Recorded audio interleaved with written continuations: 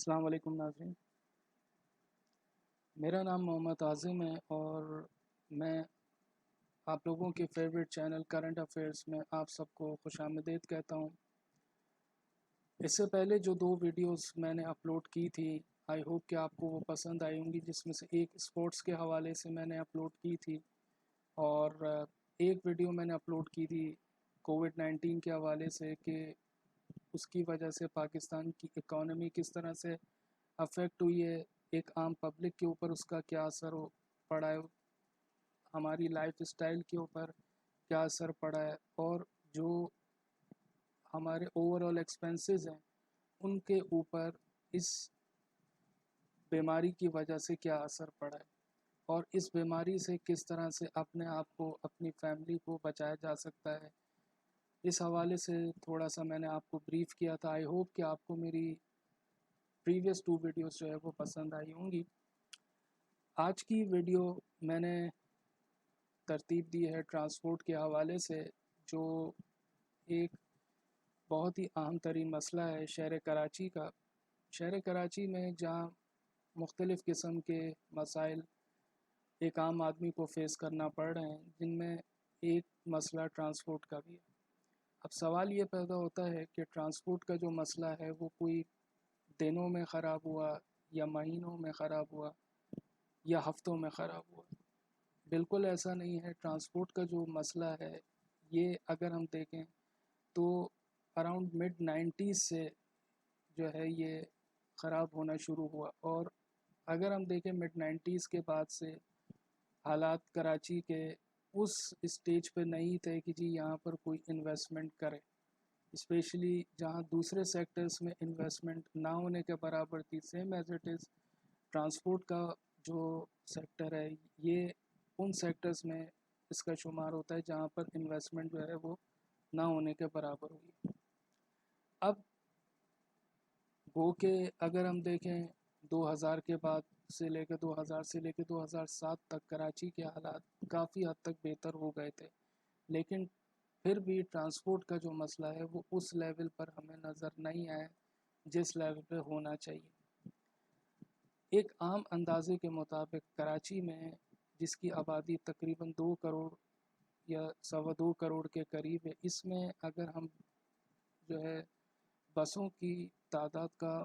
تعین کریں تو تقریباً 2000 کے قریب ہمیں بڑی بسیں نظر آتی ہیں، جس میں 4K 2K اور 2D ٹائپ کی جو بسیں ہیں یہ ہمیں نظر آتی ہیں، اور تقریباً 8000 کے قریب ہمیں کوچز، ویگنز اور منی بسز جو ہیں وہ ہمیں نظر آتی ہیں، جس میں مختلف قسم کی جو ہے آپ کو نام جو ہیں وہ نظر آئیں گے۔ اس میں X23 W11 ہے، W22 ہے، W21 ہے، سیم ایز اٹ از اسی طرح کی کوچز ہیں جو آپ کو جو ہے کراچی کی سڑکوں پہ چلتی ہوئی نظر آئیں گی۔ لیکن اگر آپ آبادی کے حساب سے دیکھیں تو یہ تعداد جو ہے وہ بے انتہا کم ہے۔ ہونا تو یہ چاہیے کہ جی کم سے کم کراچی میں اگر ہم اوور آل دیکھیں تو تقریباً اراؤنڈ کوئی 8000 کے قریب بڑی بسیں ہوں، اور کوئی 14 سے 15,000 کے قریب جو ہے وہ منی بسوں کا نظام ہمیں نظر آئے، تاکہ اس اسٹیج پہ جا کے ہم یہ کہہ سکتے ہیں کہ ٹرانسپورٹ کا جو مسئلہ ہے کراچی میں وہ کافی حد تک حل ہو گیا۔ لیکن یہ تعداد ہمیں فی الحال نظر نہیں آتی۔ دوسرا اہم مسئلہ جو ہمیں عام طور پہ روزانہ کی بنیاد پہ دیکھنے کو ملتا ہے، چونکہ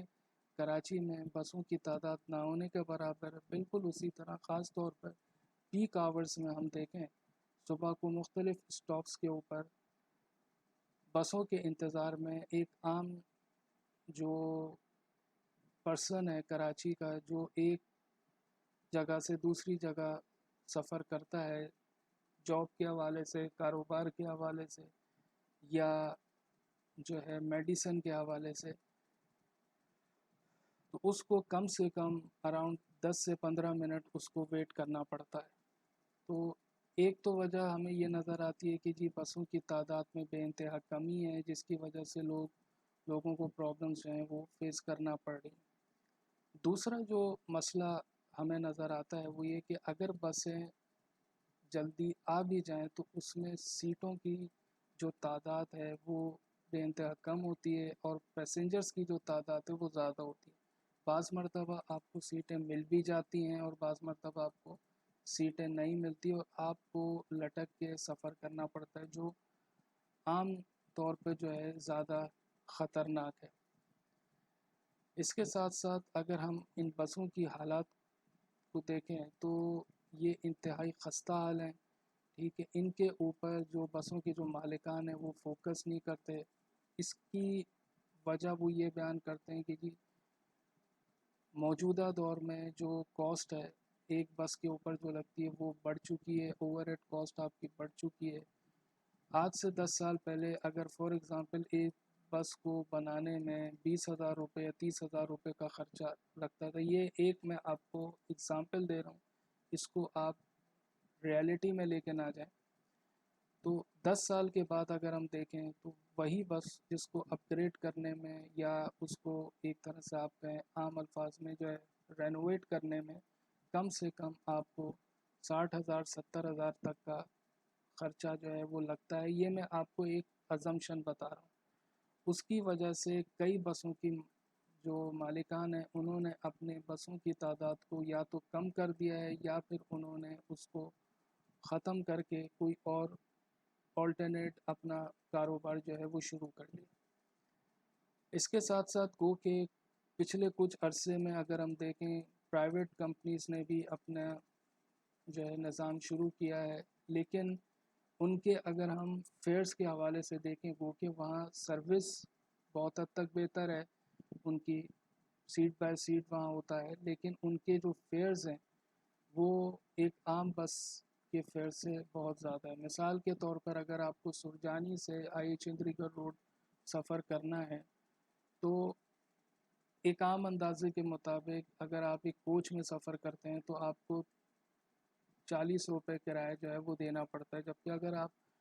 وہی سفر ایک پرائیویٹ بس میں اگر آپ کرتے ہیں وہ کہ آپ کو اس میں سیٹ آرام سے مل جاتی ہے، آرام دہ سیٹ ہوتی ہے، لیکن اس کا جو رینٹ ہوتا ہے وہ تقریباً 60 سے 70 روپے کے قریب آپ کو پڑتا ہے. تو ایک تو وجہ یہ ہے کہ ایک عام آدمی جو مڈل کلاس طبقے سے اس کا تعلق ہے، وہ جس کی تنخواہ اتنی نہیں ہے تو وہ اس قسم کی جو سروسز ہیں ان کو افورڈ نہیں کرتا. اب عام طور پہ اس کا جو آلٹرنیٹ پبلک نے نکالا ہے، کچھ پرائیویٹ کمپنیز نے اپنی ٹرانسپورٹ کی فیسلٹیز دی ہیں، جس میں اوبر ہے، کریم ہے، جنہوں نے بائکس کی اور گاڑیوں کی جو ہے فیسلٹیز جو ہے وہ مہیا کی ہیں، لیکن ان کی تعداد جو ہے وہ اتنی نہیں ہے اور ہر بندہ جو ہے وہ اس کو افورڈ نہیں کر سکتا ہے. تو اس کے ساتھ ساتھ میں سمجھتا ہوں کہ جو آج کل جو ایک ہمیں کچھ عرصے سے ایک سسٹم نظر آ رہا ہے کراچی میں، جو کافی حد تک آپ کہہ سکتے ہیں کہ ریلائبل ہے ان ٹرمز آف سیکیورٹی، ٹھیک ہے، ان ٹرمز آف پروٹیکشن، وہ ہے آٹوز کا، جس میں مجموعی طور پر ایوریج 5 بندہ جو ہے وہ سفر کرتا ہے، اور اگر آپ دیکھیں تو کم سے کم 6 سے 8 بندہ بھی اس آٹو میں سفر کرتا ہے. تو اس کا جو فائدہ نظر آتا ہے لوگوں کو کہ ٹھیک ہے اس میں کرایہ جو ہے وہ 50 روپے آپ کو دینا پڑتا ہے، لیکن اس میں یہ ہے کہ جی آپ آرام سے سیکیور ہو کے ایک جگہ سے دوسری جگہ آپ پہنچ سکتے ہیں. تو یہ ایک جو ہے آلٹرنیٹ جو ہے وہ ہمیں نظر آتا ہے، لیکن یہ کوئی ایک پرماننٹ سولوشن نہیں ہے. بعض مرتبہ ایسا بھی ہوتا ہے کہ جی جیسے آج کل ہم دیکھیں کہ آٹوز ہمیں نہ ہونے کے برابر نظر آ رہے ہیں، جن کو چنچی رکشہ ہم کہتے ہیں، وہ نہ ہونے کے برابر ہیں. ٹھیک ہے جی، لیکن ایک آلٹرنیٹ سولوشن ہے، پبلک اس کو اویل بھی کر رہی ہے اور پبلک اس میں اپنے آپ کو سیکیور بھی سمجھتی ہے. پبلک اس میں اپنے آپ کو جو ہے وہ ایک طرح سے ان کو اس چیز کا ڈر یا خوف نہیں ہوتا کہ جی کوئی ان سے جو ہے اسنیچنگ کرے گا یا ان سے کوئی کسی قسم کی ایک طرح سے کہنا چاہیے کہ رابری ہوگی. تو ایک حد تک جو ہے یہ جو ٹرانسپورٹ کی جو فیسلٹی ہے وہ سیکیور سمجھی جاتی ہے۔ اس کے علاوہ اگر ہم دیکھیں کراچی کی تاریخ میں ایک سب سے مہنگا پروجیکٹ جو آج کل بہت زیادہ ہاٹ ہے، گرین لائن بس کا جو پروجیکٹ آپ دیکھ رہے ہیں پورے کراچی میں پھیلا ہوا ہے، کراچی کی تاریخ کا سب سے مہنگا ترین پروجیکٹ ہے۔ اور اس پروجیکٹ کا اگر آغاز ہم دیکھیں، جو اس کی اوپننگ ہوئی تھی وہ 2016 میں لاسٹ ویک آف فیبرری میں اس کی اوپننگ ہوئی تھی، جو فارمر گورنمنٹ میں جو فیڈرل گورنمنٹ تھی اس نے اس پروجیکٹ کو کراچی میں لانچ کیا تھا۔ اس پروجیکٹ کا جو ٹوٹل کاسٹ جو ایسٹیمیٹ کی گئی تھی فرام اسٹارٹنگ ٹل کمپلیشن، وہ تقریباً 24.5 ارب روپے کے قریب تھی۔ 24.5 ارب روپیہ اس پورے پروجیکٹ کے اوپر جو ہے وہ ایسٹیمیشن لگایا گیا تھا۔ یہ پروجیکٹ بیسیکلی 3 مختلف ٹریکس میں اس پروجیکٹ کو ڈیوائڈ کیا گیا تھا، اس روٹ کو 3 مختلف ٹریکس میں ڈیوائڈ کیا گیا تھا۔ جو پہلا ٹریک تھا وہ سرجانی ٹاؤن سے لے کے IH چوندری گڑھ روڈ تک۔ سیکنڈ ٹریک جو ہے وہ میں آئی بیگ یور پارڈن، میں تھوڑا سا اس کو کریکشن کر لوں۔ جو فرسٹ روٹ تھا اس کا وہ سرجانی ٹاؤن سے لے کے گرو مندر تک۔ سیکنڈ روٹ جو ہے اس کا وہ گرو مندر سے لے کر IH چوندری گڑھ روڈ تک، اور جو تھرڈ اینڈ لاسٹ روٹ ہے وہ IH چوندری گڑھ روڈ سے لے کر ڈاک یارڈ تک ہے۔ یعنی اس کے ٹوٹل 3 روٹ ہیں جن سے گزر کر یہ گرین لائن پروجیکٹ جو ہے وہ اختتام پذیر ہوگا۔ یعنی اس کا جو اسٹارٹنگ پوائنٹ ہے وہ ہے سرجانی ٹاؤن، اور جو اس کا اینڈنگ پوائنٹ ہے وہ ہے ڈاک یارڈ۔ اب یہ پروجیکٹ چونکہ اگر ہم دیکھیں تو تقریباً 4 سال ہو گئے ہیں، لیکن 4 سال سے یہ پروجیکٹ کمپلیٹ نہیں ہوا۔ سیم ایز اٹ از، بہت سے عوامل ہیں جس میں کچھ پولیٹیکل انفلوئنسز ہیں، اور اس پروجیکٹ کے اوپر پراپر طریقے سے فوکس نہ ہونا ہے، ٹھیک ہے، فنڈز کی کمی ہے، اور لیبر آپ کی کسی حد تک کہہ سکتے ہیں کہ جی جس طریقے سے کام کرنا چاہیے تھا اس طریقے سے کام ہوا نہیں۔ آئی ہوپ کہ آنے والے وقتوں میں اس پروجیکٹ کو کمپلیٹ کیا جا سکے گا، اور اگر یہ پروجیکٹ ٹائم پہ کمپلیٹ ہو جاتا ہے تو کافی حد تک کراچی میں ٹرانسپورٹ کا جو مسئلہ ہے وہ حل ہو سکتا ہے۔ اس کے ساتھ ساتھ جو ایک اور اہم ترین مسئلہ ہے جس کی وجہ سے ہمارا ٹرانسپورٹ کا جو سسٹم ہے وہ بدحالی کا شکار ہے، وہ ہے پراپر پارکنگ کا نہ ہونا۔ اس میں کسی حد تک پبلک کی بھی ریسپانسبلٹی عائد ہوتی ہے کہ وہ پراپر جگہ اپنی کار پارک کریں، پراپر طریقے سے کار پارک کریں، جو ایک اسٹینڈرڈ طریقہ نارم، ٹھیک ہے، نارم کہتے ہیں کہ آپ اپنی گاڑی کو بالکل اسٹریٹ پارک کریں، ٹھیک ہے، جو ایک اسٹینڈرڈ طریقہ ہے۔ اگر آپ اسٹریٹ پارک کریں گے گاڑی کو تو اس میں پھر جو ہے ٹرانسپورٹ کے لیے، بسز کے لیے جو ہے وہ گزرنا آسان ہوتا ہے۔ اگر آپ گاڑی کو جو ہے آڑا یا بالکل جو ہے ٹیڑھا پارک کریں گے تو اس سے اسپیس جو ہے وہ آپ کی کور ہوتی ہے، اور بعض مرتبہ جو ہے اس کی وجہ سے ٹریفک جو ہے وہ بلاک ہوتا ہے۔ تو اس حوالے سے جو میری جو سجیشن ہے، جتنا میں نے کراچی میں ٹائم گزارا ہے، کراچی کے جو کمرشل ایریاز ہیں، بزنس ایریاز ہیں، جو اولڈ ایریاز ہیں کراچی کے، اس کے ساتھ ساتھ انڈسٹریل ایریاز ہیں، وہاں پر جو ٹاؤن کونسلز ہیں، جو گورنمنٹ ہے، اس کی یہ ذمہ داری عائد ان پہ ہوتی ہے کہ وہ ایک پراپر پارکنگ کا جو ہے نیٹ ورک بنائیں، تاکہ پیک آورز کے اندر وہاں پر پبلک کو پرابلم فیس نہ کرنا پڑے۔ اس کے ساتھ ساتھ ٹرانسپورٹرز کو جو لائسنس کا جو سلسلہ ہم دیکھتے ہیں وہ اس لیول کا نہیں ہے کہ جو ہم باہر دیکھتے ہیں۔ بعض مرتبہ ایسا بھی ہوتا ہے کہ ہمارے یہاں تقریباً ایک اندازے کے مطابق جو ہے 80 سے 85% جو ٹرانسپورٹر ہیں وہ بلو میٹرک ہے، یعنی کچھ نے مڈل تک پڑھا ہوا ہے، کچھ نے جو ہے میٹرک بھی پراپر طریقے سے نہیں کیا ہوا، جس کی وجہ سے ایک طرح سے کہنا چاہیے کہ لکھت پڑھت یعنی ان کو پڑھنا لکھنا جو ہے وہ نہیں آتا ہے، اور ان کو جو لائسنس ایشو کیے جاتے ہیں وہ بھی پراپر بنیاد پہ جو ہے ایشو نہیں کیے جاتے، جس کی وجہ سے جو ہے بعض مرتبہ جو ہے حادثات جیسے مختلف قسم کے جو حادثات ہیں وہ ہمیں دیکھنے کو ملتے ہیں۔ تو ان لاسٹ میں یہ کہوں گا کہ اگر ہمیں ٹرانسپورٹ کا جو سسٹم ہے وہ بہتر کرنا ہے تو اس میں ہم سب پہ یہ ذمہ داری عائد ہوتی ہے کہ ہم سب اپنی اپنی ذمہ داریوں کا احساس کریں۔ خالی گورنمنٹ کی یہ ذمہ داری نہیں ہے، گورنمنٹ کے ساتھ ساتھ پبلک کی بھی یہ ذمہ داری ہے کہ وہ اپنی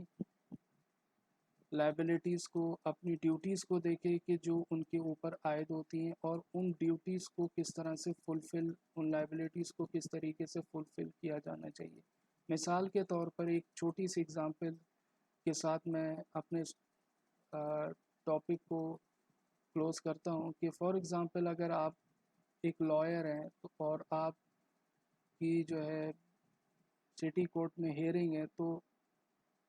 آپ پہ یہ ذمہ داری عائد ہوتی ہے کہ آپ جب بھی ہیئرنگ میں جائیں تو اپنی گاڑی کو جو پارکنگ ایریا ہے وہاں پر پراپر طریقے سے پارک کریں، تاکہ وہاں پر کورٹ میں آنے جانے والے لوگوں کو کسی قسم کے مسائل کا سامنا نہ کرنا پڑے، کیونکہ جب آپ بینگ اے گورنمنٹ امپلائی، ٹھیک ہے، جب تک آپ ایک اچھی اگزامپل کوٹ نہیں کریں گے، ایک اچھی اگزامپل سیٹ نہیں کریں گے، تو پبلک بھی جو ہے وہ آپ کی اگزامپل کو جو ہے وہ زیادہ سیریس نہیں لے گی، کیونکہ پبلک جو چیز فالو کرتی ہے وہ آپ کو دیکھ کے فالو کرے گی۔ اگر آپ اچھی اگزامپل جو ہے وہ سیٹ کریں گے تو پبلک بھی آپ کی اگزامپل کو فالو کرے گی، وہ بھی اسی طرح سے پھر جو ہے اپنے آپ کو اپ گریڈ کرے گی جس طرح سے آپ کر رہے ہیں۔ تو آئی ہوپ کہ آنے والے وقتوں میں کراچی کی پبلک اور گورنمنٹ جو ہے وہ اپنی اپنی ذمہ داریوں کو محسوس کر کے اس پرابلم کو سولو کرنے میں اہم رول پلے کریں گے۔ آئی ہوپ کہ آپ کو میرا یہ پروگرام جو ہے وہ پسند آیا ہوگا، اور اگر آپ کو میرا یہ پروگرام جو ہے پسند آیا تو آپ میرے چینل کو لائک کریں، اور نیچے دیے ہوئے بیل آئیکن پہ آپ کلک کریں، تاکہ آپ کو اس حوالے سے، کرنٹ افیئر کے حوالے سے مزید آپ کو انفارمیشن جو ہے وہ ملتی رہے۔ اب میں آپ سے اجازت چاہتا ہوں، اپنے اہل و عیال کا، اپنے آس پاس کے لوگوں کا خیال رکھیے گا۔ اللہ حافظ۔